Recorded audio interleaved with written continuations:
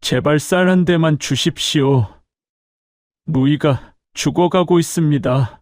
15 정희가 무릎을 꿇고 애원했지만 돈과 권세라면 제 부모도 팔아치울 악덕상인 박만득은 냉소를 지었습니다. 이런 귀한 물건을 거지 같은 내 놈이 가지고 있을 리 없지. 어디서 훔쳤느냐? 어머니가 죽기 직전까지 가슴에 품고 계셨던 투호문이 은비녀. 그것은 단순한 장신구가 아니었습니다.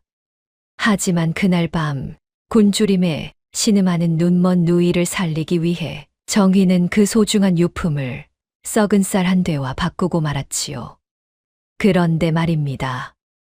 다음 날 이 작은 마을에 나타난 것은 조선 최고 권력자의 가마 행렬이었습니다.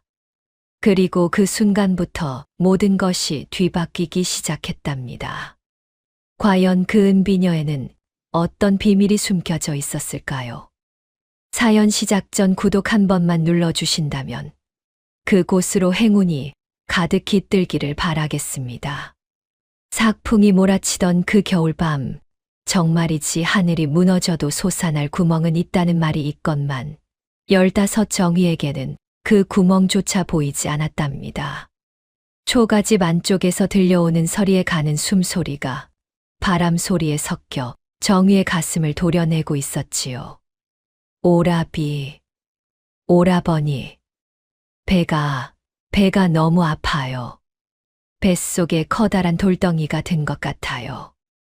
10살 서리가 앞이 보이지 않는 두 눈을 간신히 뜨며 중얼거렸습니다. 며칠째 미음 한 그릇 제대로 입에 대지 못한 아이의 얼굴은 누런 왁지처럼 말라 있었고 가느다란 팔다리는 나뭇가지 마냥 부러질 듯 했답니다. 정희는 서리의 이마에 손을 올려보았습니다. 뜨겁게 달아오른 열기에 가슴이 내려앉았지요. 이대로 가다가는 새벽을 못 넘길 것 같았습니다. 서리야, 내 강아지야, 조금만 참아라. 이 오라비가 무슨 수를 써서라도 하얀 쌀밥 한 그릇 꼭 지어줄게. 응, 조금만 더 견뎌보렴. 정희가 떨리는 목소리로 말했지만 도대체 어디서 쌀을 구한단 말인가요? 집 안의 쌀독은 진작에 바닥을 드러낸 지 오래였고 남은 것이라곤 누더기 같은 옷가지와 어머니가 남기신 물건들 뿐이었습니다. 그때 정희의 시선이 마룻바닥 한 귀퉁이에 멈췄습니다. 어머니가 숨을 거두시기 직전 마지막 힘을 다해 바닥판을 들추시며 무언가를 숨기셨던 그 자리였지요. 정희야, 내 아들아. 이것은 우리 가문의 마지막 뿌리란다. 하늘이 무너지는 급한 때가 아니면 절대로 꺼내지 말거라. 어머니의 떨리는 손이 투호 무늬가 새겨진 은비녀를 바닥 밑에 밀어넣으시던 장면이 눈앞에 선했습니다. 정희는 손끝이 사시나무 떨듯 떨리는 것을 애써 참으며 마룻바닥을 들어 올렸습니다. 그리고 그 밑에서 비단 주머니에 쌓인 은비녀를 꺼냈지요. 촛불에 비친 은비녀는 곱디고 온 달빛처럼 빛이 났습니다. 투호놀이의 화살 무늬가 정교하게 새겨져 있고 그 밑에는 충종이라는 한 글자가 작은 낙관처럼 박혀 있었답니다. 어머니, 불효자인 저를 용서하십시오. 하지만 지금 서리가 죽어가고 있습니다. 가문을 지키는 것보다 서리를 살리는 게 먼저 아니겠습니까? 정희가 비녀를 가슴에 꼭 품고 중얼거렸습니다. 그러고는 누더기를 몸에 두르고 밖으로 나섰지요. 밖은 그야말로 눈보라가 세상을 뒤덮고 있었습니다. 차디찬 바람이 얼굴을 후려치고 발걸음마다 무릎까지 빠지는 눈덩이였지요. 하지만 정희는 이를 악물고 마을로 향했습니다. 마을 초입에 자리한 박만득의 상단은 그나마 불빛이 새어 나오고 있었답니다. 박만득은 이 마을에서 곡식과 포목을 거래하는 가장 큰 상인이었지요. 돈이라면 코가 뚫어져라 밝히는 구두쇠 영감이었지만 지금 상황에서는 그만한 곳도 없었습니다. 정희가 꽁꽁 얼어붙은 상단 대문을 주먹으로 두드렸습니다. 아니, 어떤 놈이 이 삼경의 남의 잠을 깨우는 게야. 누구냐? 죽고 싶어 환장했느냐? 안에서 박만득의 구성진 목소리가 들려왔지요. 박 주인어른, 살려주십시오. 저 아랫마을 정희입니다. 급한 일이 있어 왔사오니 제발 문 좀 열어주십시오. 정희, 아, 그 거지 남매놈이로구나. 이 눈보라에 대체 뭔 망령이 들어서 여기까지 온 게냐. 박만득이 대문을 살짝 열고 기름진 얼굴을 내밀었습니다. 한눈에 봐도 탐욕스럽게 생긴 오심 남짓한 사내였지요. 주인 어른, 제발 쌀 한 되만 주십시오. 제 누이가 병들어 곧 죽게 생겼습니다. 한 번만 자비를 베풀어 주십시오. 정희가 손을 비비며 애원했지만 박만득은 코웃음만 쳤습니다. 이놈 보게 쌀을 그냥 달라고? 내 창고가 내 놈 곳간인 줄 아느냐? 돈도 없으면서 무슨 염치로 입을 벌려 당장 꺼지지 못할까? 아닙니다. 그냥 달라는 게 아닙니다. 이것을 드릴 테니 제발 쌀과 바꿔 주십시오. 정희가 떨리는 손으로 은비녀를 꺼내 보였지요. 박만득의 눈이 번뜩하며 달라졌습니다.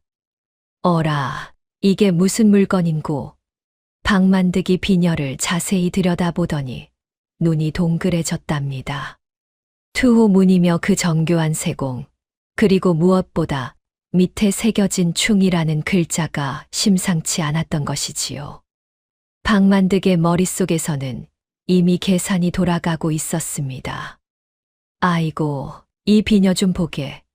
이거 보통 물건이 아니로구먼.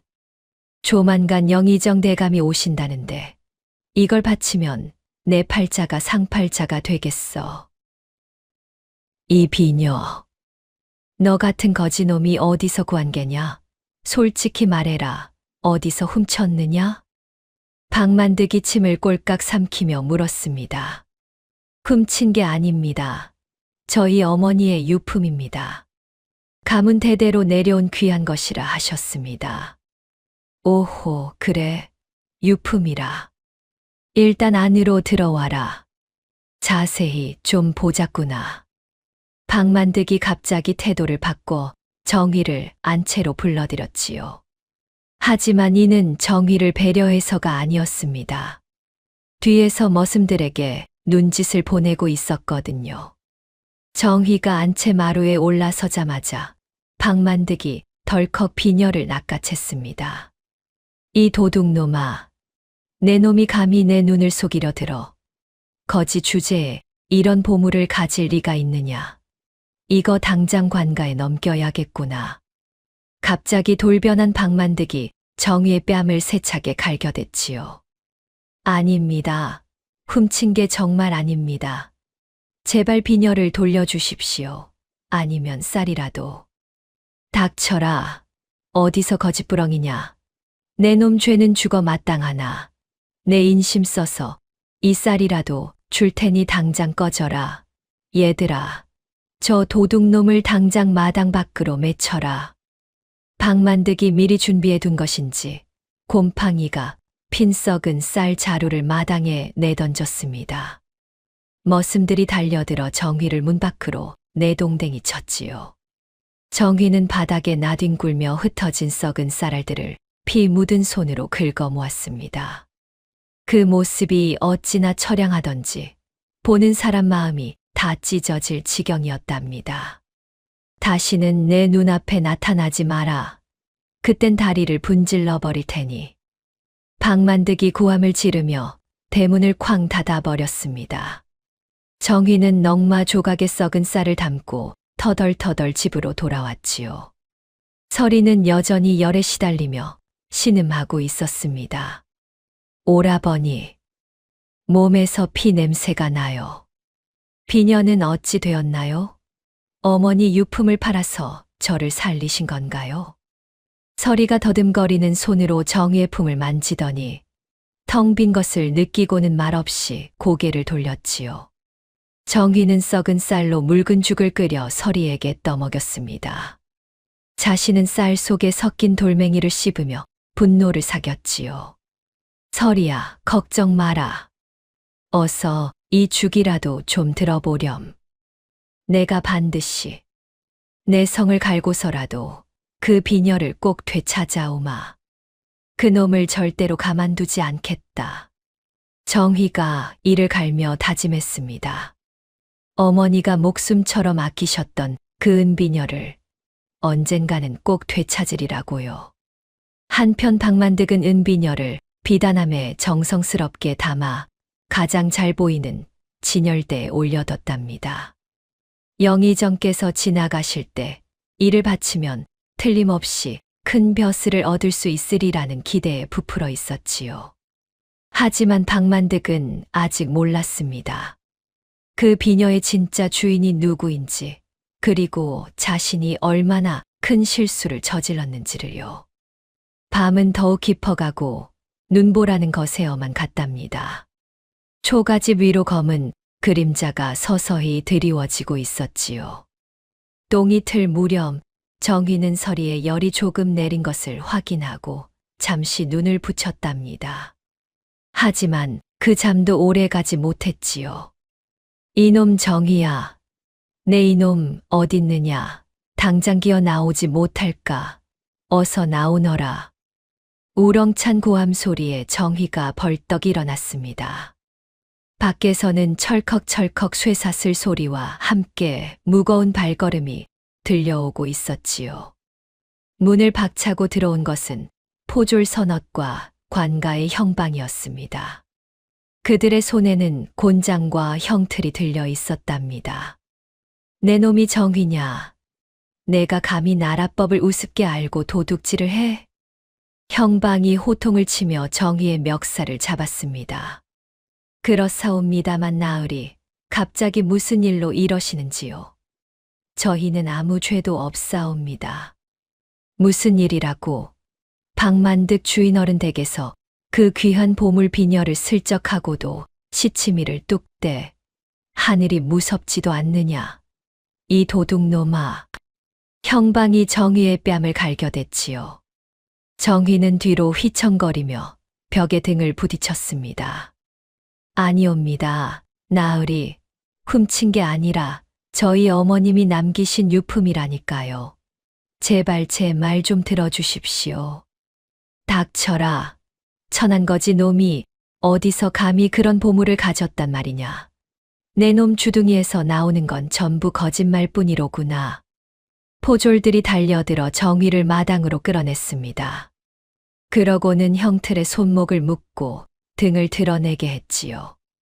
오라버니, 오라버니, 이게 무슨 일이에요?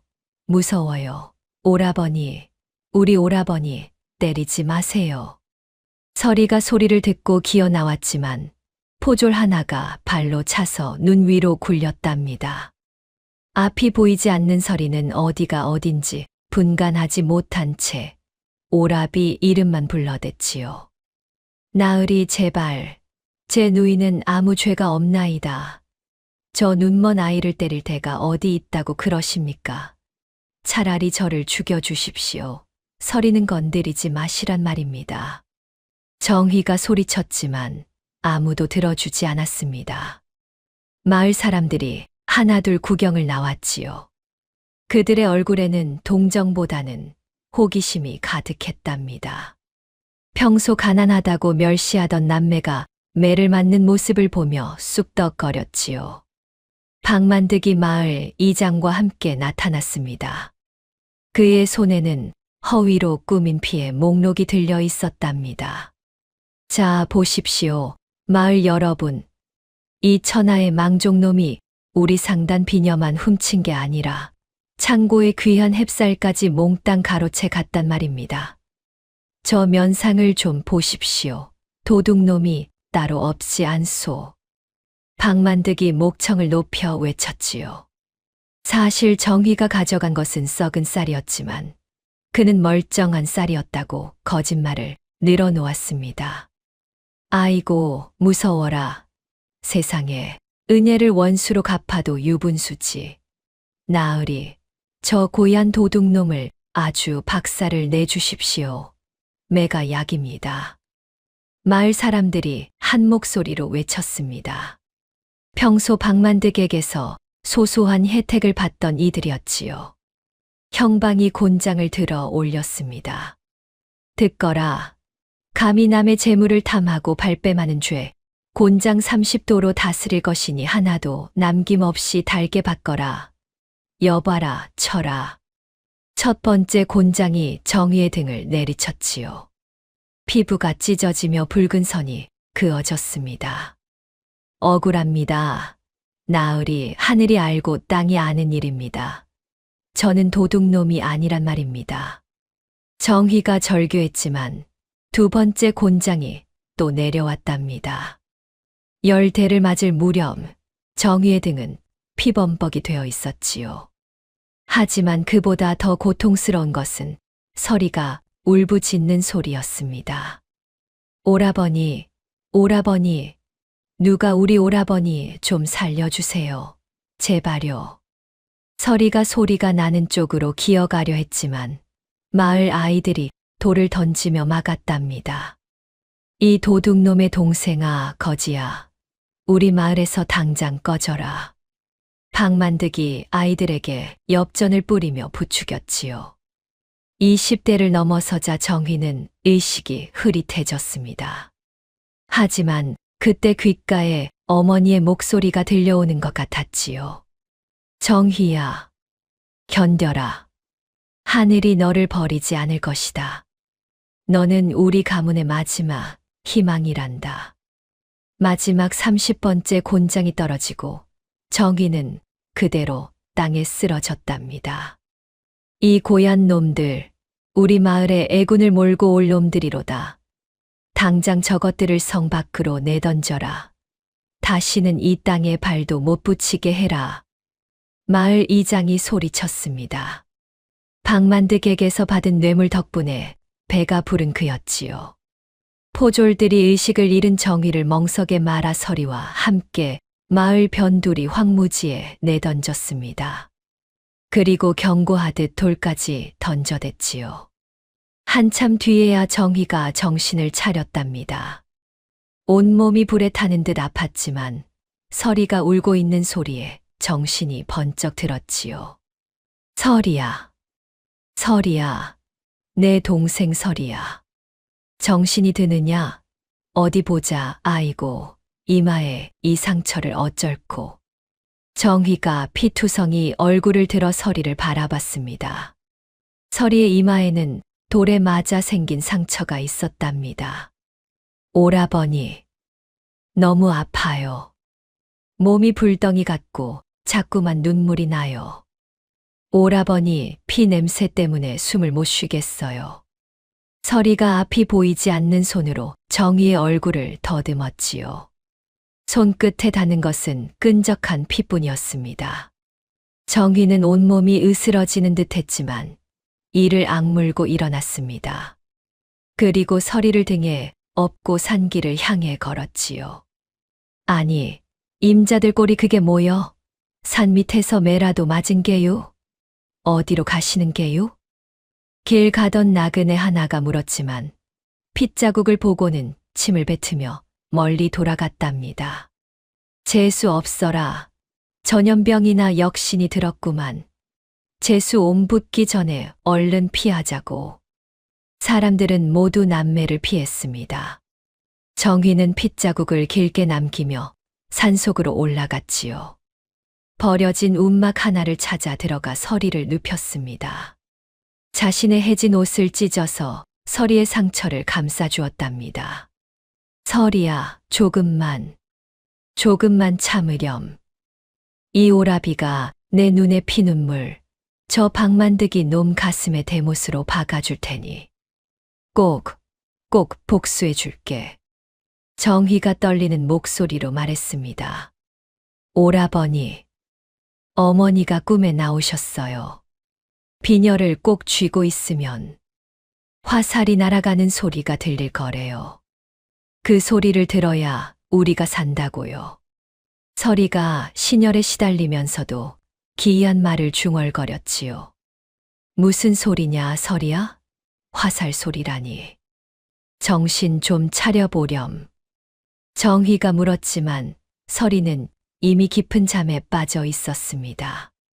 밖에서는 늑대들의 울음소리가 들려왔답니다. 마치 남매의 처량한 신세를 비우는 것 같았지요. 정희는 서리 곁에 앉아 자신의 등에 난 상처를 만져봤습니다. 아직도 피가 스며 나오고 있었지요. 하지만 마음속 분노는 상처보다 더 뜨겁게 타오르고 있었답니다.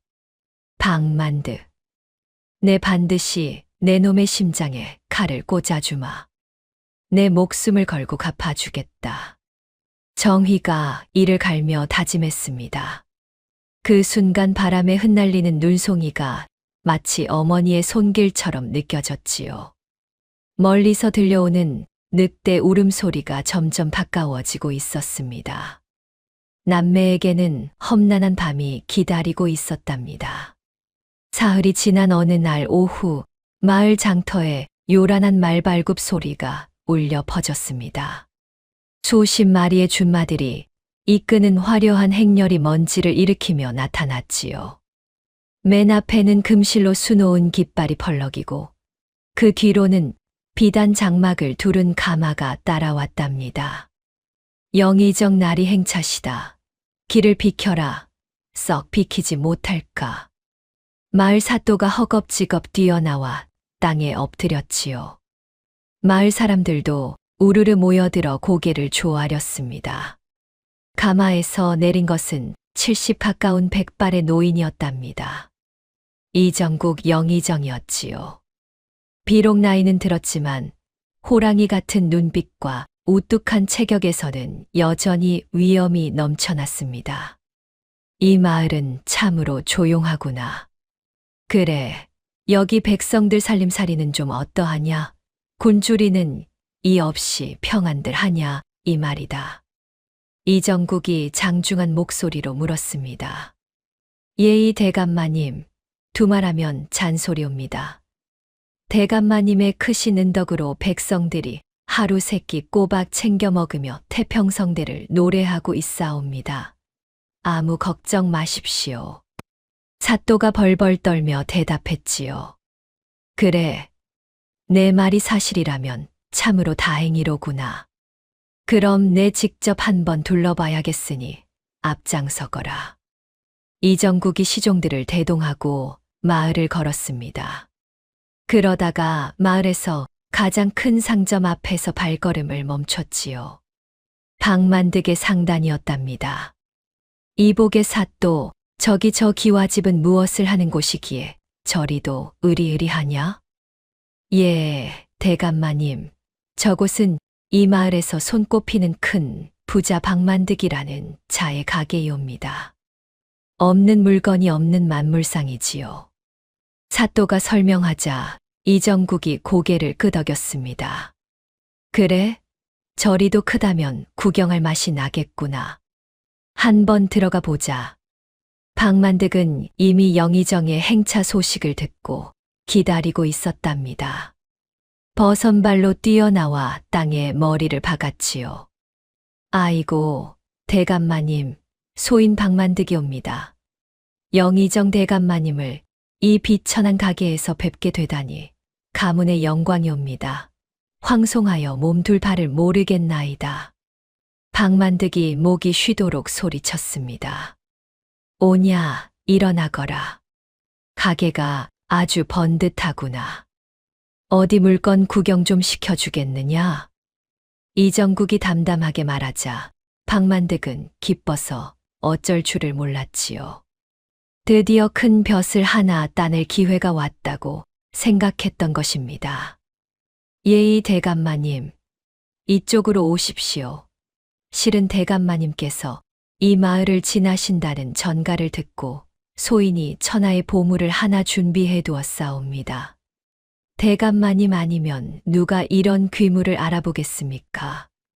방만득이 앞장서서 가게 안으로 안내했답니다. 그리고 가장 잘 보이는 진열대에서 비단함을 꺼냈지요. 대감마님, 이것 좀 보십시오. 투호 무늬가 살아있는 은비녀이옵니다. 대감마님처럼 고귀한 분께 바치려고 소인이 애지중지 아껴둔 것이옵니다. 부디 거두어 주십시오. 박만득이 비단함을 열어 은비녀를 내보였습니다. 이정국이 무심코 비녀를 받아들었는데 그 순간 얼굴이 싹 굳어졌지요. 투호 무늬와 그 밑에 새겨진 충이라는 글자가 눈에 들어왔기 때문입니다. 이럴 수가. 내 이놈 박만득이라 하였느냐. 이것이 대체 어디서 났느냐. 어서 말하지 못할까. 이정국의 목소리가 파르르 떨리기 시작했답니다. 이 비녀는 분명 15년 전 자신이 며느리에게 직접 하사했던 물건이었거든요. 예? 아, 대감마님, 왜 그러시는지요? 아, 그거. 실은 며칠 전 질 나쁜 도둑놈 하나를 잡았는데 그놈에게서 압수한 물건이옵니다. 소인이 나라를 위해 좋은 일 좀 했지요. 박만득이 당황하여 더듬거렸지요. 도둑이라고? 내 놈이 지금 누구 보고 도둑이라 하는 게냐. 이정국의 눈에서 불이 번뜩였습니다. 그가 박만득의 멱살을 잡아 벽으로 밀어붙였지요. 내 이놈, 바른대로 말해라. 이 비녀의 주인이 지금 어디 있느냐. 하나라도 숨겼다간 내 놈의 삼족을 멸하고 이 가게를 불질러 버릴 것이야. 어서 말해. 이정국의 호통에 상점 안의 그릇들이 덜덜 떨렸답니다. 박만득은 바지에 오줌을 지리며 벌벌 떨었지요. 아이고, 대감마님 살려주십시오. 진짜로 거지 남매였습니다. 그놈들이 훔쳐온 작물인 줄로만 알았습니다. 소인은 아무 죄가 없사옵니다. 거지 남매라고, 거지 남매라니. 그 아이들이 지금 어디 있느냐, 어디에 있냔 말이다. 이정국이 박만득을 더욱 세게 흔들었습니다.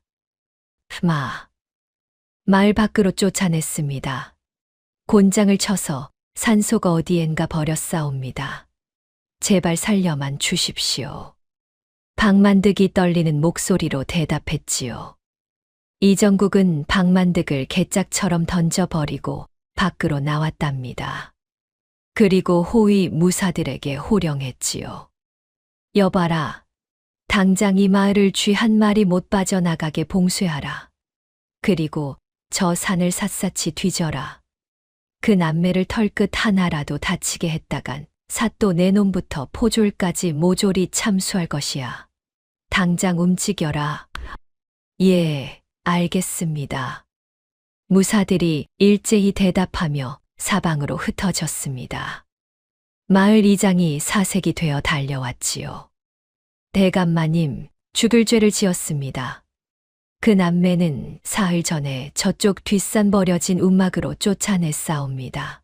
소인이 길을 안내하겠습니다. 무엇 하느냐, 당장 앞장서지 않고 내 새끼들을 못 찾으면 내 놈 목부터 날아갈 줄 알아라. 이정국이 직접 말에 올라탔습니다. 그의 마음은 15년 전 그날로 돌아가 있었지요. 영모 혐의로 아들 내외가 죽어갈 때 며느리가 품에 안고 사라졌던 손주들이 혹시나 살아있을지도 모른다는 희망에 가슴이 요동쳤답니다. 걔 누구 없느냐? 불을 밝혀라. 횃불을 더 크게 들어라.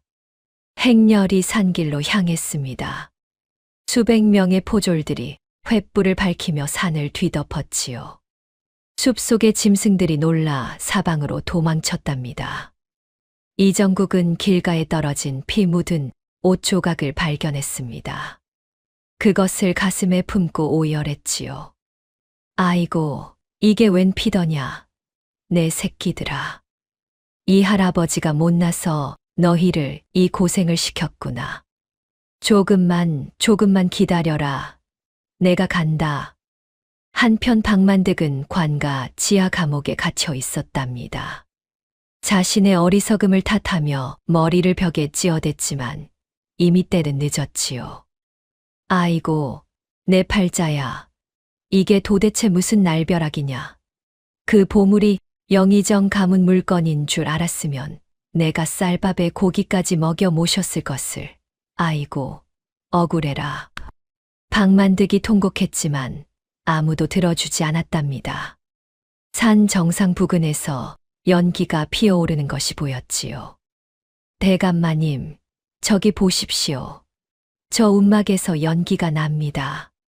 수색대원이 소리쳤습니다. 행렬이 그쪽으로 집결했답니다. 이정국은 말에서 뛰어내려 눈 덮인 언덕을 굴러가듯 내려갔지요. 연기가 나는 폐가를 향해 달려갔습니다. 안에 누구 있느냐? 게 아무도 없느냐? 정희야, 설이야.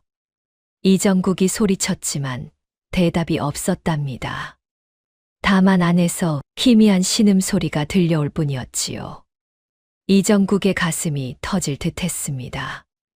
혹시나 하는 마음에 달려왔는데 정말 손주들을 만날 수 있을까요? 폐가 안에서는 무슨 일이 벌어지고 있을까요? 이정국의 운명적인 만남이 기다리고 있었답니다. 폐허가 된 신당 안으로 이정국이 성큼 들어섰을 때 그곳에는 참으로 기가 막힌 광경이 펼쳐져 있었답니다. 넉마를 걸친 소년 하나가 날이 선낫을 든 채 무사들을 노려보고 있었지요. 그 뒤에는 앞이 보이지 않는 소녀가 떨고 있었습니다. 걔 누구냐? 한 발짝만 더 다가오면 이 낫으로 목줄기를 따버릴 테다. 저리 비키지 못할까? 우리를 잡아가려거든 내 목을 먼저 치고 가거라.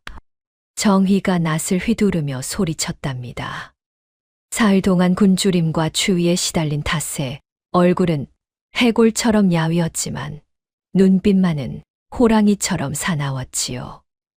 이정국이 촛불을 들어 정희의 얼굴을 자세히 보았습니다. 그 순간 무릎이 덜덜 떨리기 시작했지요. 아니, 아이고, 이럴 수가. 저 눈매, 저 오뚝한 콧날.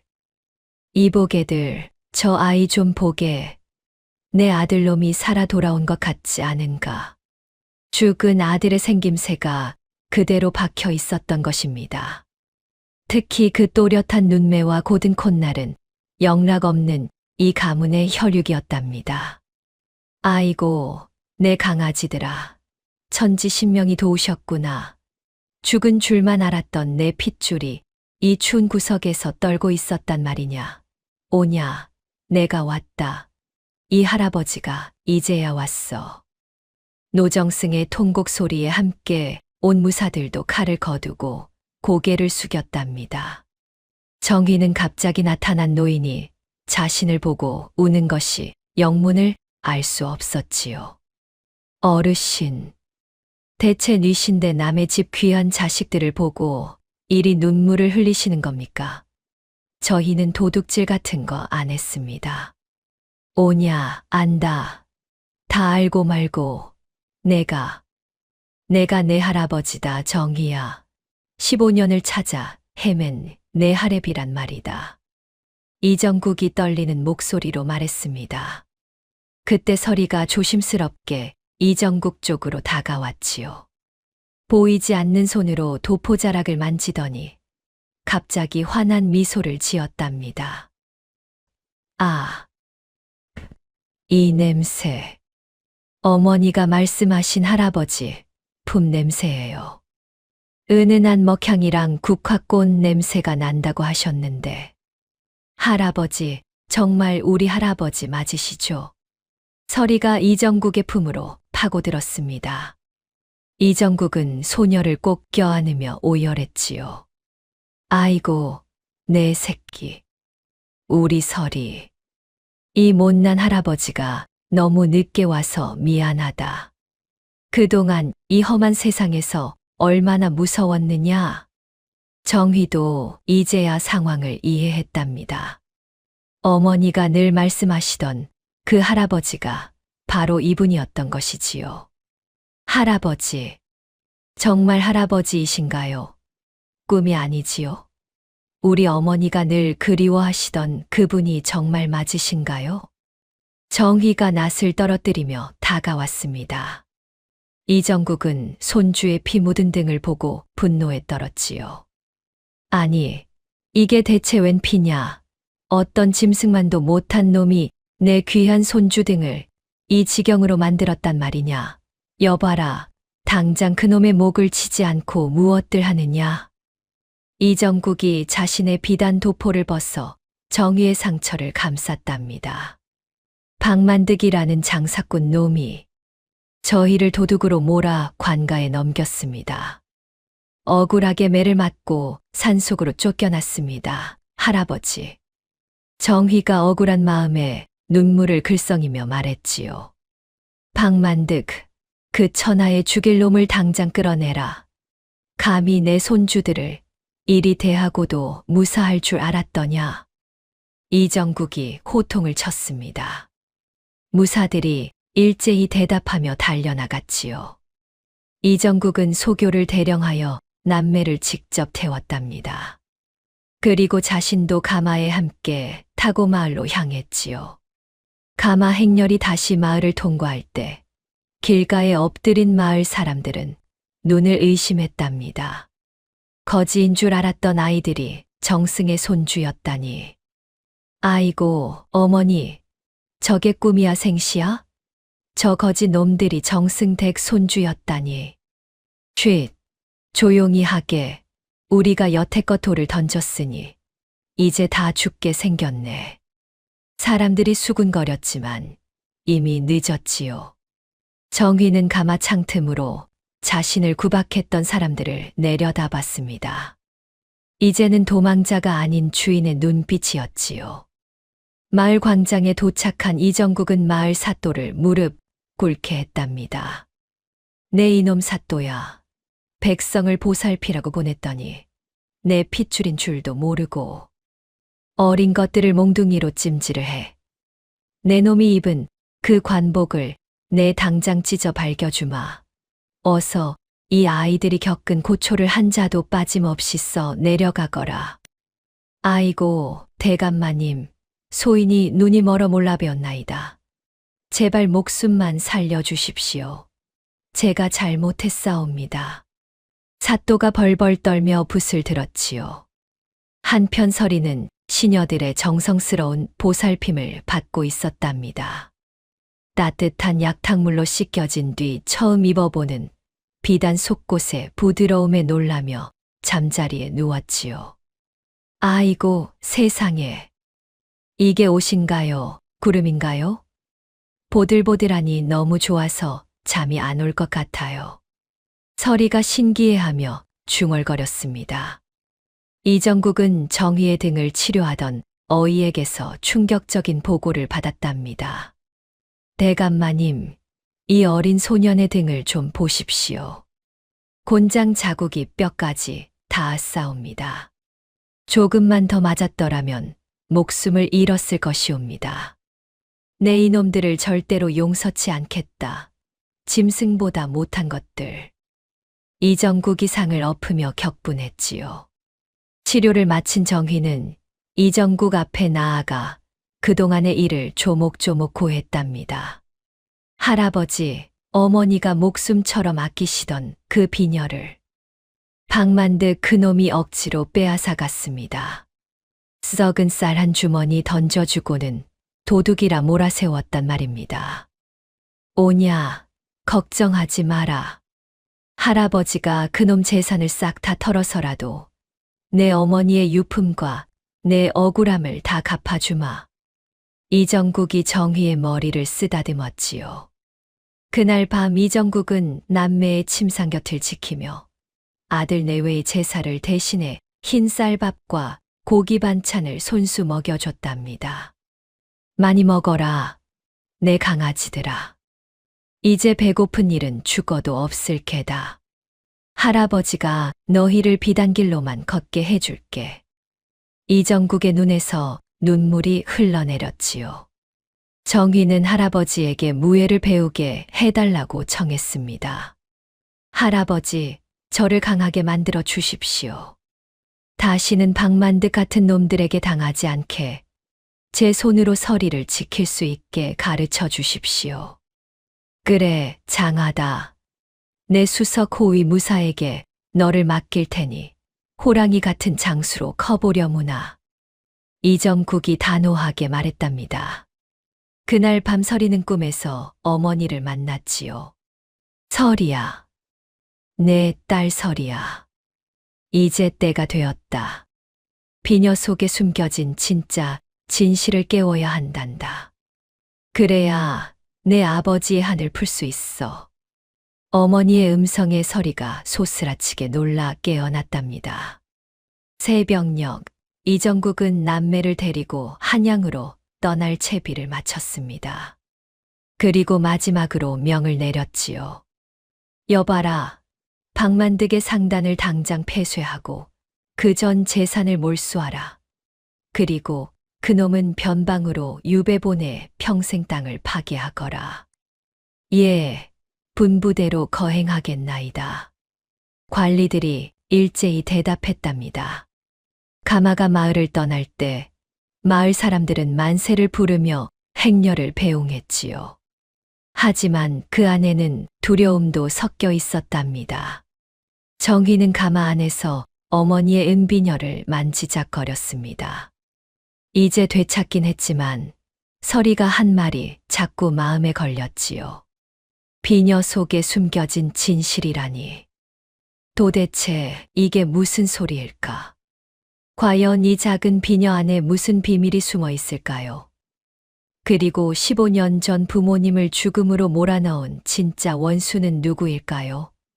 가마 행렬은 노을을 등지고 한양으로 향했답니다. 남매의 새로운 인생이 이제 막 시작되려 하고 있었지요. 한양으로 떠나기 전날 이정국은 마을 광장에 엄중한 형장을 차리라 명했답니다. 여봐라, 당장 광장에 형틀을 세우고 저 박만득이 놈과 그 밑에서 발을 맞춘 일당들을 모조리 끌어내어라. 단 한 놈도 남기지 말고 싹 다 잡아오너라. 영의정의 호령에 포졸들이 지하 감옥에서 박만득을 끌어냈지요. 사흘 동안 굶주린 박만득은 이미 반송장이 되어 있었습니다. 아이고, 대감마님, 제발 목숨만은 살려주십시오. 제가 눈이 멀어 그만 큰 실수를 했습니다요. 한 번만 용서해 주시면 평생 대감마님 종이 되어 살겠나이다. 아이고, 대감마님. 박만득이 기어가며 애원했지만 이정국의 얼굴은 얼음장처럼 차가웠답니다. 내 놈의 입에서 나오는 소리는 숨소리 빼고 다 거짓이로구나. 여봐라, 저놈의 창고 문을 당장 부수고 샅샅이 뒤져라. 무사들이 달려가 박만득의 창고 문을 부수고 들어갔지요. 그 안에서 나온 것은 정말 기가 막힌 것들이었습니다. 수만 석의 곡식이 썩어가고 있었고 백성들에게 갈취한 온갖 물건들이 산더미처럼 쌓여 있었지요. 그리고 가장 안쪽에서는 영의정에게 바치려고 준비한 뇌물 목록까지 발견되었답니다. 내 이놈 박만드가, 백성들은 굶어 죽어 나가는데 너는 이 곡식을 쌓아두고 썩히고 있었단 말이냐? 거기다 감히 나에게 뇌물까지 바치려 해. 내 놈이 참으로 죽고 싶어 환장했구나. 이정국이 분노에 떨며 장부를 내던졌습니다. 마을 사람들이 우르르 몰려와 박만득을 둘러쌌지요. 평소 그에게 시달렸던 이들의 얼굴에는 분노가 가득했답니다. 이 나쁜 놈아, 우리 애가 굶어서 손가락을 빨 때 너는 여기서 쌀을 썩히고 있었냐? 내 논밭 뺏어간 거 당장 내놔라. 이 악마 같은 놈아. 내 딸이 굶어 죽을 때 너는 배를 두드리고 있었지. 이 천벌을 받을 놈아. 사람들이 주먹을 불끈 쥐었지만 이정국이 손을 들어 제지했습니다. 모두 진정하십시오. 이놈의 죄는 하늘이 알고 땅이 압니다. 자, 정희야. 이제 내 차례다. 내가 직접 이놈을 단죄하거라. 이정국이 비단 도포를 입은 정희를 박만득 앞으로 불렀지요. 정희는 천천히 박만득 앞에 섰습니다. 사흘 전 썩은 쌀을 받고 매질당했던 그 거지 소년이 아니라 이제는 당당한 영의정 가문의 후계자였답니다. 박만득, 고개를 들어 나를 보아라. 사흘 전 추운 밤에 비녀를 들고 왔던 그 소년을 기억하느냐? 정희가 낮은 목소리로 말했습니다. 아이고, 도련님, 소인이 죽을 죄를 지었습니다요. 제발 한 번만, 딱 한 번만 살려주십시오. 예. 박만득이 벌벌 떨며 고개를 들지 못했지요. 정희가 시종에게 신호를 보내자 바가지에 담은 썩은 쌀을 가져왔답니다. 바로 그날 밤 박만득이 정희에게 준 그 썩은 쌀이었지요. 자, 이 쌀을 보아라. 내가 내 누이 목숨값이라며 던져줄 쌀이다. 이제 내가 이 쌀을 남김없이 다 먹어보아라. 어서 입을 벌리지 못할까. 정희가 차가운 목소리로 명령했습니다. 아이고, 도련님, 제발. 이 썩은 걸 어찌 먹습니까요? 제발 용서해 주십시오. 박만득이 땅에 머리를 박으며 빌었지만 정희는 직접 그의 입을 벌리고 썩은 쌀을 밀어 넣었답니다. 먹어라. 이 쌀 맛이 어떠냐? 곰팡이 냄새가 코를 찌르고 모래가 씹히느냐? 내가 우리에게 주었던 그 눈물 젖은 맛이 바로 이것이다. 똑똑히 기억하거라. 정희의 일갈에 박만득은 쌀을 뱉어내며 구역질을 했지만 소용없었지요. 여봐라. 저놈을 형틀에 묶어라. 도적질보다 더 나쁜 수탈을 일삼은 죄 곤장 300대로 다스릴 것이니 한 대도 빼놓지 말고 쳐라. 이정국이 호령했답니다. 대감마님, 300대라니요. 그건 장정도 견디지 못하고 죽는 수치옵니다. 제발 통촉하여 주시옵소서. 형방이 당황해서 말했지만 이정국은 눈 하나 깜짝하지 않았지요. 내 이놈, 내 어린 손주가 억울하게 맞은 매가 몇 대인데 그런 소리를 하느냐. 저놈이 저지른 고통의 10배, 아니 100배를 돌려주어도 모자라다. 당장 쳐라. 첫 번째 곤장이 박만득의 등을 내리쳤습니다. 그의 비명이 마을 전체에 울려 퍼졌지요. 아이고, 나 죽네. 대감마님 살려주십시오. 10대, 20대를 넘어서자 박만득의 정신이 흐릿해졌답니다. 살려. 제발. 물 한 모금만. 살려. 하지만 아무도 그의 애원을 들어주지 않았지요. 100대를 넘어서자 박만득의 하체가 뭉개져 버렸습니다. 200대에서는 의식을 잃었고 300대가 끝났을 때는 반송장이 되어 있었답니다. 듣거라. 이놈의 전 재산을 낱낱이 몰수하여 그동안 고통받은 마을 빈민들에게 골고루 나누어 주어라. 창고를 열어 쌀을 풀고 고기를 나누어 잔치를 열어라. 이정국의 명령에 관리들이 분주히 움직였지요. 박만득이 세웠던 공덕비는 산산조각나고 그 자리에는 그의 죄상을 기록한 단죄비가 세워졌답니다. 박만득은 당장 소금물에 적신 멍석에 말하라. 저 변방 탄광으로 보내 평생 빛도 못 보고 땅만 파괴하거라. 죽어서도 그곳을 벗어나지 못하게 해라. 끔찍한 형벌이었지만 아무도 동정하지 않았습니다. 박만득의 머슴들도 주인의 악행을 자백하며 용서를 빌었지만 모두 마을에서 쫓겨나 거렁뱅이 신세가 되었지요. 설이야, 여기 보렴. 이제야 어머니의 비녀를 온전히 되찾았구나. 내가 내 머리에 직접 꽂아주마. 정희가 은비녀를 설이의 머리에 꽂아주며 말했답니다. 오라버니, 이제 정말 나쁜 아저씨는 안 오는 건가요? 우리 이제 안 쫓겨나는 거죠. 설이가 조심스럽게 물었지요. 오냐, 설이야. 이제 시작이다. 우리 부모님을 그렇게 만든 원수들까지 다 찾아낼 테니 걱정 마라.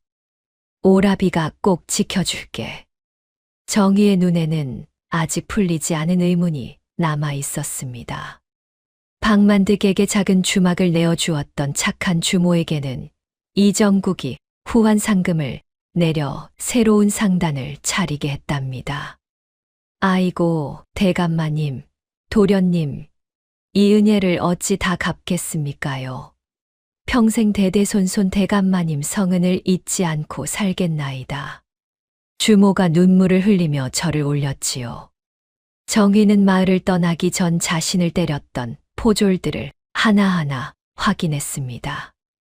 너희들도 똑똑히 보아라. 백성을 지키라는 창검을 휘둘러 어린아이를 냈으니 너희들의 관직을 이 자리에서 모두 박탈한다. 당장 포졸복을 벗고 꺼지거라. 정의의 명령에 포졸들이 벌벌 떨며 관복을 벗었답니다. 서리는 비로소 환하게 웃으며 할아버지의 손을 잡았지요. 할아버지, 이제 우리 한양집으로 가는 거죠. 그곳은 여기서 아주 먼가요? 오냐, 우리 강아지. 아주 넓고 화려한 집이 너를 기다리고 있단다. 이제 새로운 인생이 시작될 게야. 가마 행렬이 출발하자 마을 사람들이 만세를 불렀습니다. 박만득의 폭정에서 벗어났다는 기쁨이었지요. 박만득이 끌려가는 길목마다 사람들이 썩은 채소를 던지며 그의 탐욕을 비난하는 소리가 산을 울렸답니다. 정희야, 오늘 본 것을 잊지 말아라. 진정한 복수는 칼로 사람을 죽이는 게 아니라 내가 원수들보다 더 훌륭하고 멋진 사람이 되어 보란 듯이 성공하는 것이란다. 알겠느냐? 이정국이 손주에게 가르쳤지요. 예, 할아버지. 가슴 깊이 명심하겠습니다. 다시는 누구에게도 짓밟히지 않는 당당한 사람이 되겠습니다. 정희가 고개를 끄덕였답니다. 가마 행렬은 노을을 등지고 한양으로 향했습니다. 길가에는 봄을 알리는 매화꽃이 피어나고 있었지요. 하지만 정희는 아직 마음이 완전히 평온하지 않았답니다. 서리가 말했던 비녀 속 비밀, 그리고 부모님을 죽음으로 몰아넣은 진짜 원수가 누구인지 알아내야 했거든요. 한양 영의정댁에 남매가 안착했다는 소식은 삽시간에 도성 안팎으로 퍼져나갔답니다. 그 중에서도 가장 크게 논란이는 바로 좌의정 권달수였지요. 15년 전 자신이 조작한 영모 사건의 유일한 생존자들이 살아 돌아왔다는 소식에 간담이 서늘해졌습니다. 뭐라, 지금 뭐라고 하였느냐. 이정국의 손주놈들이 살아 돌아왔다고. 그것도 거짓골을 하고 나타나서 제 할애비 품에 안겼단 말이냐. 이럴 수가 있단 말이냐. 권달수가 비밀 서재에서 찻잔을 바닥에 내동댕이 치며 소리쳤지요. 뱀처럼 가늘고 음흉한 그의 눈에서는 시퍼런 살기가 흘러나왔답니다. 대감마님, 소인도 믿기지 않사오나 사실이옵니다. 분명 15년 전 그 추운 겨울날 산속에서 짐승밥이 되어 얼어 죽었을 줄 알았는데 어찌 된 일인지 목숨을 붙여 돌아왔나이다. 측근이 바닥에 엎드려 벌벌 떨며 보고했습니다. 권달수는 15년 전 자신이 꾸민 영모의 증거가 혹시 남아있지는 않을까 불안에 떨었지요. 특히 그 은비녀가 살아있다는 사실이 가장 큰 걱정거리였습니다. 네 이놈들, 이를 이따위로 처리하고도 목숨을 부지하려 하느냐. 당장 그 놈들을 없애지 않으면 우리 가문이 멸문지화를 당할 판이다. 여봐라, 당장 흑사조를 불러라. 단 한 놈도 남기지 말고 싹 다 불러 모아. 권달수가 이를 갈며 명령했답니다. 흑사조는 도성 지하에서 활동하는 비밀 암살 조직이었지요. 돈만 준다면 그 어떤 목숨도 거두어가는 무시무시한 자들이었습니다. 금괴 100덩이를 약속하겠다. 오늘 밤 안으로 영의정 댁에 잠입하여 그 남매의 목을 가져오너라. 이정국의 핏줄을 이 세상에서 완전히 지워버려야 한다. 알겠느냐? 권달수가 살생부를 건네며 도끼 어린 목소리로 말했지요. 대감마님, 걱정 마십시오. 해가 뜨기 전에 그 어린 것들의 숨통을 끊어놓고 오겠나이다. 검은 복면을 쓴 우두머리가 고개를 숙이며 그림자처럼 사라졌답니다. 한편 정희는 영의정댁 연무장에서 매일같이 피땀을 흘리며 무예를 익히고 있었지요. 다시는 소중한 사람을 잃지 않겠다. 박만득 같은 놈들에게 다시는 무릎 꿇지 않겠다. 정희가 검을 휘두르며 우렁차게 기합을 넣었습니다. 놀라운 속도로 실력이 늘고 있었답니다. 젊은 도련님, 정말 대단하십니다. 어찌 이리 손속이 빠르고 정확하신지 마치 타고난 장수 같습니다요. 가르치는 보람이 넘칩니다. 사부인 호위 무사가 감탄하며 허허 웃었지요. 서리는 앞이 보이지 않는 대신 대저택의 모든 소리와 진동을 기억하며 적응해 나가고 있었답니다.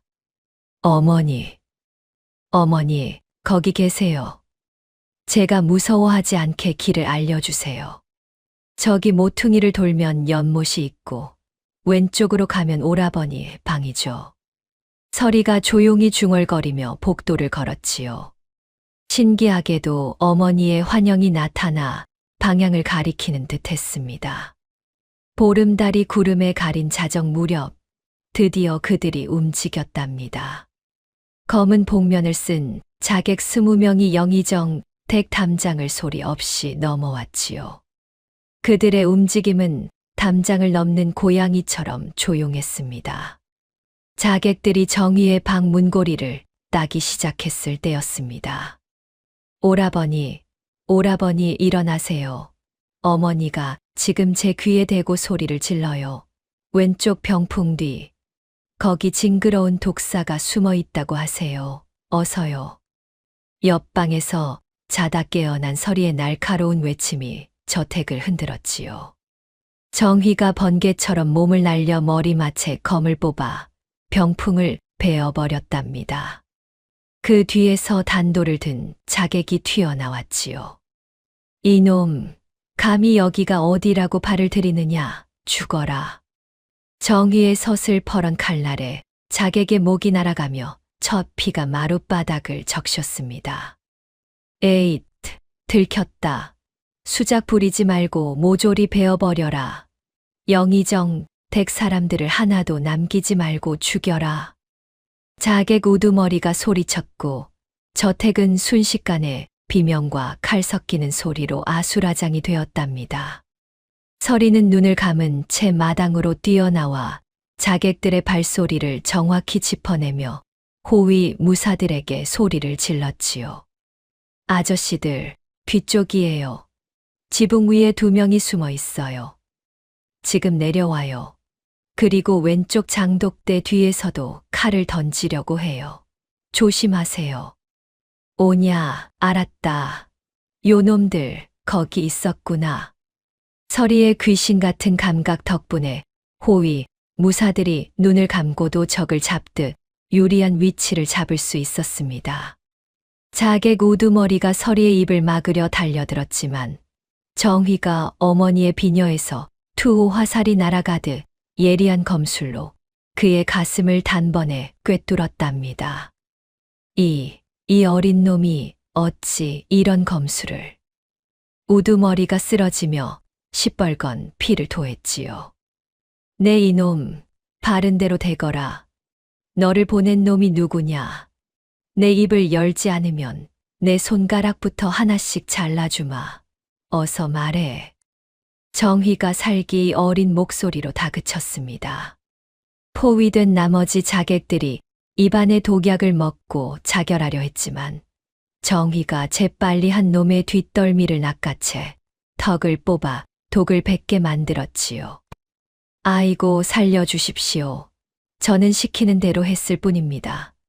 제발 목숨만은. 생포된 자객이 사지가 떨리며 빌었답니다. 정희가 그의 소매를 거칠게 뒤져보니 안쪽에 음흉한 뱀의 눈 모양이 새겨진 구리 패찰이 나왔지요. 할아버지, 이것 좀 보십시오. 이 패찰. 어디서 많이 본 것 아닙니까? 이정국이 달려와서 패찰을 보고는 분노로 온몸을 떨었습니다. 네, 이놈 권달수. 역시 그놈이었구나. 15년 전에도 내 아들을 죽음으로 몰더니 이제는 내 손주들까지 죽이려 들어? 내 이놈을 절대로 살려두지 않겠다. 이정국이 즉시 그 미영 무사들을 소집해 저택 경비를 철통같이 강화했답니다. 정희는 피 묻은 검을 흰 천으로 닦으며 마침내 진짜 원수의 정체를 확신했지요. 권달수. 내 아버지를 역적으로 몰고 내 어머니를 평생 숨어 지내게 만든 원수가 바로 너였구나. 이제 내가 내 놈의 그 음흉한 대가리를 밟아주마. 정희의 눈에서 서리가 내린 듯 차가운 빛이 흘러나왔습니다. 오라버니. 무서워요. 이제 정말 저 무시무시한 좌이정 할아버지랑 싸워야 하는 거죠. 우리가 이길 수 있을까요? 서리가 정희의 옷자락을 잡으며 걱정스럽게 물었답니다. 오냐, 서리야. 걱정 마라. 우리에게는 하늘에 계신 부모님이 계시고 어머니가 남기신 비밀 무기가 있지 않느냐. 내가 목숨을 걸고 너를 지키고 가문의 원수를 갚을 게다. 정희가 품속의 은비녀를 만지며 단단히 말했지요. 과연 그 작은 비녀 안에는 권달수를 무너뜨릴 어떤 비밀이 숨어 있을까요? 남매의 진정한 복수가 이제 막 불길처럼 타오르려 하고 있었답니다. 새벽이 밝아오며 저택에는 다시 평온이 찾아왔지만 모두의 마음 속에는 더 큰 폭풍이 몰아칠 것이라는 예감이 무겁게 스며들고 있었지요. 습격 사건 이후 정희와 서리는 더욱 조심스럽게 행동하게 되었답니다. 특히 어머니가 남기신 은비녀에 대해 깊이 생각해보기 시작했지요. 서리야, 정신을 바짝 차리고 다시 한번 떠올려 보거라. 우리 어머니께서 숨을 거두시기 전 그 비녀를 손에 쥐어주시며 너에게만 몰래 속삭였던 말씀이 무엇이었더냐? 정희가 촛불 아래 은비녀를 놓고 서리에게 물었습니다. 어머니가 그러셨어요. 서리야, 이 비녀는 그냥 비녀가 아니란다. 나중에 큰일이 생기거든 비녀 속에서 화살이 날아가는 소리를 꼭 들어야 한다고요. 오라버니, 화살이 날아가는 소리라니 비녀에서 어떻게 그런 소리가 날까요? 서리가 조심스럽게 대답했지요. 정희는 비녀를 자세히 살펴보았답니다. 투호 무늬의 화살들이 정교하게 새겨져 있었지만 뭔가 특별해 보이지는 않았지요. 내 눈에는 그저 평범한 그림으로만 보이는구나. 서리야, 내가 한번 만져보거라. 너는 앞이 보이지 않는 대신 손끝이 누구보다 예민하고 영험하지 않느냐. 어머니의 마음으로 한번 더듬어 보렴. 정희가 비녀를 서리에게 건넸습니다. 서리는 손끝으로 비녀를 반복해서 더듬기 시작했답니다. 투호 무늬의 화살 하나하나를 조심스럽게 훑어가며 말이지요. 어라. 이상해요, 오라비. 여기 좀 보세요. 다른 화살들은 매끄러운데 유독 이 화살 하나가 이상해요. 서리가 갑자기 말했습니다. 왜 그러냐? 어디가 이상하다는 게냐? 이 화살깃 하나가 다른 것보다 아주 조금, 정말 손톱만큼 더 툭 튀어나와 있어요. 오라버니, 여기를 한번 꾹 눌러보세요. 서리의 손끝이 멈춘 곳을 정희가 자세히 보았답니다. 정말로 미세하게 돌출되어 있었지요. 누르면 어떻게 될까? 좋다, 설이 내 말대로 한번 해보마. 정희가 무예로 단련된 힘으로 그 화살깃을 눌러보았습니다. 그러자 놀랍게도 비녀 머리가 시계 방향으로 돌아가기 시작했답니다. 틱틱틱. 정교한 톱니가 맞물리는 소리가 들렸지요. 오라비, 무슨 소리예요? 비녀 안에서 정말로 화살이 날아가기 전처럼 틱틱 소리가 나요. 설이가 놀라서 소리쳤습니다. 비녀가 반으로 갈라지며 그 안에서 얇은 비단에 쌓인 조그마한 두루마리가 나왔답니다. 그리고 함께 몇 조각의 찢어진 종이도 떨어졌지요. 이게 뭐지? 비녀 속에 이런 공간이 숨겨져 있었다니. 설이야, 종이가 나왔다. 정희가 떨리는 손으로 두루마리를 펼쳤습니다. 거기에는 아버지의 글씨로 빼곡하게 쓰인 글이 있었답니다. 내 아들아, 내 딸아. 이 글을 읽고 있다면 이미 나는 세상에 없을 것이다. 좌이정 권달수, 그 간악한 놈이 나를 역적으로 몰아 우리 가문을 죽이려 하는구나. 하지만 나는 죽어도 그놈의 진짜 추악한 모습을 세상에 알릴 것이다. 여기 숨겨둔 이 밀서들이 바로 그놈의 목을 칠 증거다. 부디 이것으로 가문의 한을 풀고 나라를 바로잡거라. 정희의 눈이 휘둥그레졌답니다. 종이 조각들을 맞춰보니 권달수가 오랑캐와 주고받은 비밀 편지들이었지요. 국경을 넘나들며 나라의 기밀을 팔아넘긴 내용들이 낱낱이 적혀 있었습니다. 세상에 이런 일이 우리 아버님께서 목숨을 걸고 이런 어마어마한 증거를 모아 비녀 속에 숨겨두셨구나. 권달수, 이놈, 내 놈은 이제 끝났다. 정희가 감탄하며 말했지요. 이정국이 소식을 듣고 달려왔답니다. 밀서의 내용을 본 영의정은 소스라치게 놀랐지요. 아니, 이것은 권달수 그놈이 나라를 통째로 팔아먹으려 한 대역죄의 확실한 증거가 아니냐. 아이고, 내 아들아.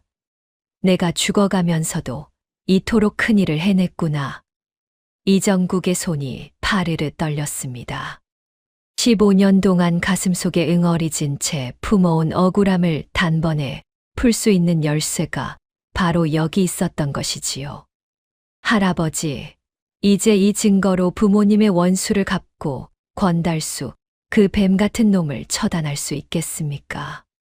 정희가 간절하게 물었답니다. 그렇고 말고 천지신명이 도우셨다. 내일 아침 동이 트자마자 즉시 대궐로 들어갈 것이다. 임금님께 이 모든 진실을 낱낱이 고하고 그놈의 죄를 물을 것이다. 이정국이 단호하게 말했지요. 다음 날 아침 정희는 가슴에 밀서를 품고 이정국과 함께 대궐로 향했답니다. 오늘이야말로 부모님의 원수를 갚는 날이었지요. 대전에 도착하자 좌이정 권달수가 이미 와서 기다리고 있었습니다. 그의 얼굴에는 여전히 음흉하고 비열한 미소가 걸려 있었지요. 전하, 저기 오고 있는 이정국의 손주놈을 보십시오. 역적의 자손이 감히 대궐 땅을 밟다니요. 저 아이는 살아있는 것 자체가 왕실을 능멸하는 것이옵니다. 당장 끌어내어 목을 베어야 마땅하옵니다. 권달수가 정의를 가리키며 악에 받쳐 소리쳤답니다. 하지만 정희는 눈 하나 깜짝하지 않고 당당히 앞으로 나아가 무릎을 꿇었지요. 전하, 소신정희, 전하께 15년 묵은 피눈물 나는 억울함을 호소하고자 왔나이다. 부디 소신의 말을 한 번만 들어주십시오. 여기 진짜 역적이 누구인지 알려줄 증거가 있나이다. 정희가 밀서를 높이 들었습니다. 임금이 밀서를 받아 펼치자 그 안에는 권달수가 오랑캐에게 국경 정보를 넘기려 했던 구체적인 날짜와 매물 액수가 선왕의 비망록과 함께 적혀 있었답니다. 이것이 정말이냐? 권달수, 내 이놈, 내 놈이 오랑캐와 내통하여 나라를 팔아먹으려 했다는 게 사실이란 말이냐? 어서 말해 보아라. 임금이 놀라서 권달수를 매섭게 바라봤습니다. 권달수는 비녀 속에 이런 무시무시한 증거가 숨겨져 있을 줄은 꿈에도 몰랐기에 당황하여 얼굴이 흙빛이 되고 사지가 덜덜 떨리는 것을 숨기지 못했지요. 전하, 아니옵니다. 저것은 저 어린 놈이 제 할아버지를 도와 위조한 가짜 종이옵니다. 절대 믿으시면 안 되옵니다. 권달수가 입에 거품을 물며 변명했지만 이미 늦었답니다. 여봐라, 금부도사는 들으라. 지금 당장 군사를 끌고 가서 권달수의 사택을 샅샅이 뒤져라. 쥐구멍 하나까지 다 파헤쳐서라도 증거를 찾아오너라. 임금의 서슬퍼런 명령에 금부도사들이 번개같이 달려나갔지요. 한 시즌 후 권달수의 사택 지하 밀실에서 밀서에 적힌 그대로 오랑캐의 옥인이 발견되었답니다. 역적 권달수, 증거가 이렇게 명백하거늘 이제 무슨 구차한 할 말이 더 있느냐. 내 놈이 감히 나를 속이고 백성을 속여 나라를 팔려 하다니. 임금이 노하여 벼락같이 소리쳤습니다. 정희는 만조백관 앞에서 부모님의 억울한 죽음을 고했답니다. 15년 동안 깊은 어둠 속에 갇혀있던 진실이 마침내 태양 아래 환히 드러나는 순간이었지요. 전하, 소신의 아버지는 가문을 배신한 역적이 아니었사옵니다. 끝까지 비녀를 지키며 나라를 구하려 했던 충신이었나이다. 진짜 나라를 좀먹는 역적은 바로 저 권달수이옵니다. 정의의 쩌렁쩌렁한 목소리가 대전 전체에 울려 퍼졌답니다. 권달수는 대역죄인으로 몰려 관복이 갈갈이 찢긴 채 끌려갔고 그의 가문은 그날로 멸문지화의 명을 받았지요.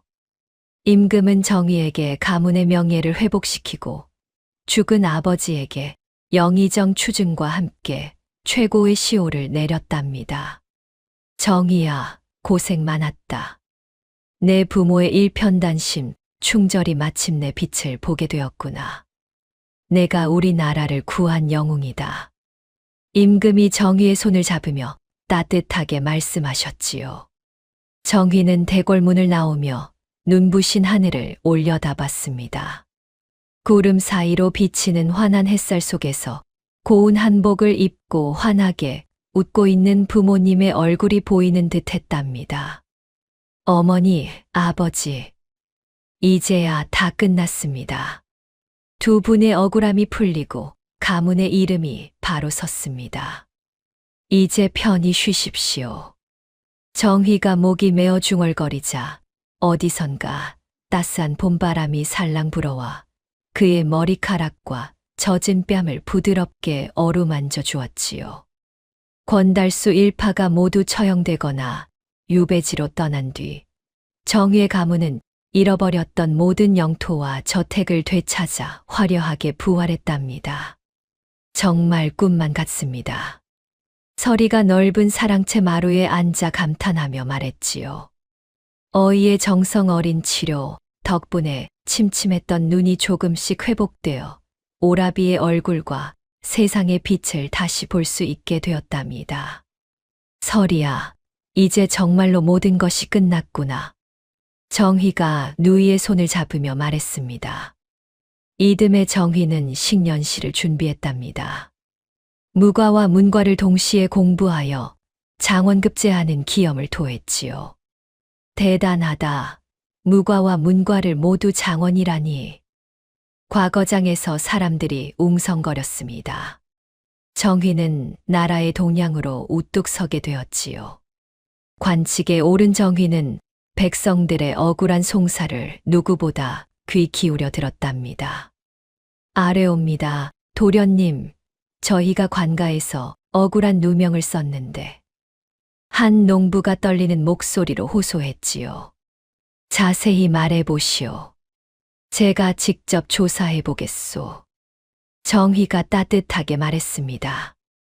어릴 적 자신이 당했던 억울함을 기억하기에 백성들의 아픔을 누구보다 잘 이해할 수 있었지요. 정희는 청백리로 칭송받으며 임금의 두터운 신임을 얻었답니다. 한편 서리는 도성 제1의 현숙한 처자로 이름이 났지요. 인품이 훌륭한 가문의 종손과 혼인하여 가문의 번창을 이끌었습니다. 오라비, 저도 이제 행복한 가정을 꾸리게 되었어요. 서리가 혼례복을 입고 환하게 웃으며 말했답니다. 우리 서리가 이렇게 예쁜 신부가 되다니. 어머니께서도 하늘에서 기뻐하고 계실 거야. 정희가 눈물을 글썽이며 누이를 축복했지요. 매년 겨울이 오면 남매는 고향 마을을 찾았답니다.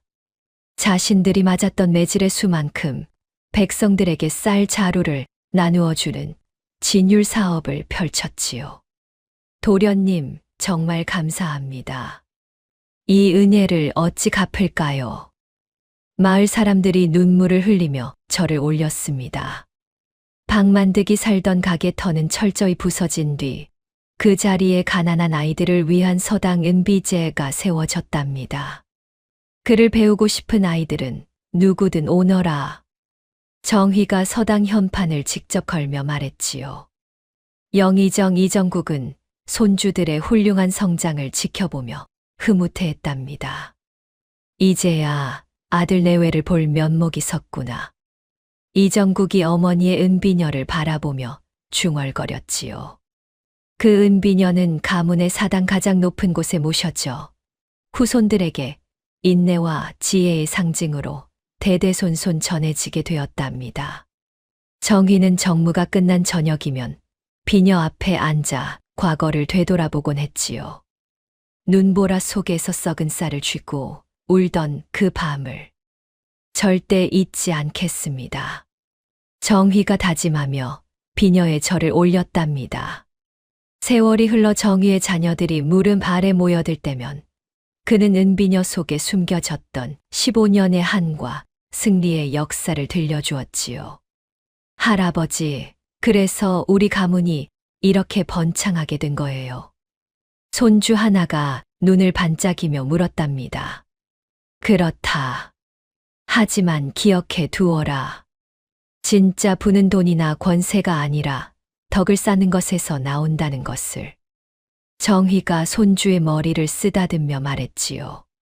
마을 사람들 사이에는 언제부턴가 이런 민담이 퍼졌답니다.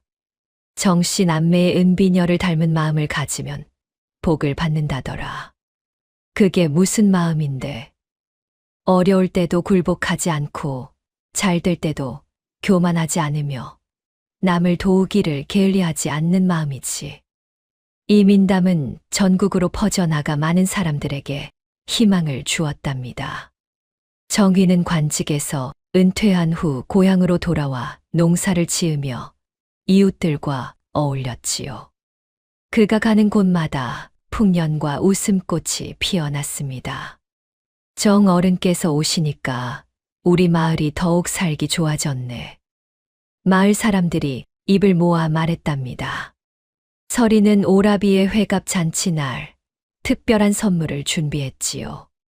어머니가 남겼던 비녀의 투호 무늬를 수놓은 비단 옷이었답니다. 오라비, 이 옷을 보면 우리가 함께 겪어온 모든 일들을 기억하게 될 거예요. 서리가 정성스럽게 만든 옷을 건네며 말했지요. 서리야, 고맙다.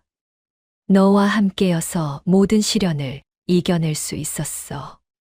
정희가 감격하여 누이를 껴안았답니다. 덕을 쌓으면 하늘이 굽어 살핀다는 평범하지만 위대한 진리는 은비녀의 은은한 광채처럼 정희 가문을 영원히 비추며 대를 이어갔지요. 그렇게 은비녀의 이야기는 끝이 났답니다. 작은 비녀 하나에서 시작된 파란만장한 이야기였지만 결국 선이 악을 이기고 진실이 거짓을 무너뜨린다는 영원한 교훈을 남겨주었지요. 지금도 어디선가 억울함을 당하는 이가 있다면 이 은비녀의 이야기를 기억하시기 바랍니다. 하늘은 결코 착한 사람을 버리지 않는다는 것을 말이지요. 자, 이렇게 정의와 설이 남매의 파란만장한 이야기가 막을 내렸습니다. 한 대의 쌀과 바꾼 작은 은비녀 하나가 불러온 기적 같은 이야기였지요. 절망의 밑바닥에서도 굴복하지 않았던 남매의 의지와 끝까지 자식들을 지켜준 어머니의 사랑, 그리고 진실은 반드시 밝혀진다는 하늘의 이치가 어우러져 만들어낸 감동이었습니다. 정희가 박만득에게 복수하는 장면에서 시원함을 느끼셨을 테지만 진정한 승리는 원수를 무너뜨리는 것이 아니라 자신이 더 나은 사람으로 성장하는 것이었지요. 백성들을 위해 봉사하고 어려운 이웃을 돌보며 살아간 정의의 모습에서 우리가 배울 점이 참으로 많습니다. 여러분도 삶이 힘들고 막막할 때 이 은비녀 이야기를 떠올려 보시기 바랍니다. 지금 당장은 보이지 않더라도 여러분 안에도 분명 빛나는 보석 같은 가능성이 숨어 있을 테니까요. 오늘의 이야기가 당신의 마음에 작은 울림을 드렸다면 앞으로도 따뜻하고 행복한 이야기들로 찾아뵐 수 있도록 구독과 좋아요를 눌러주세요.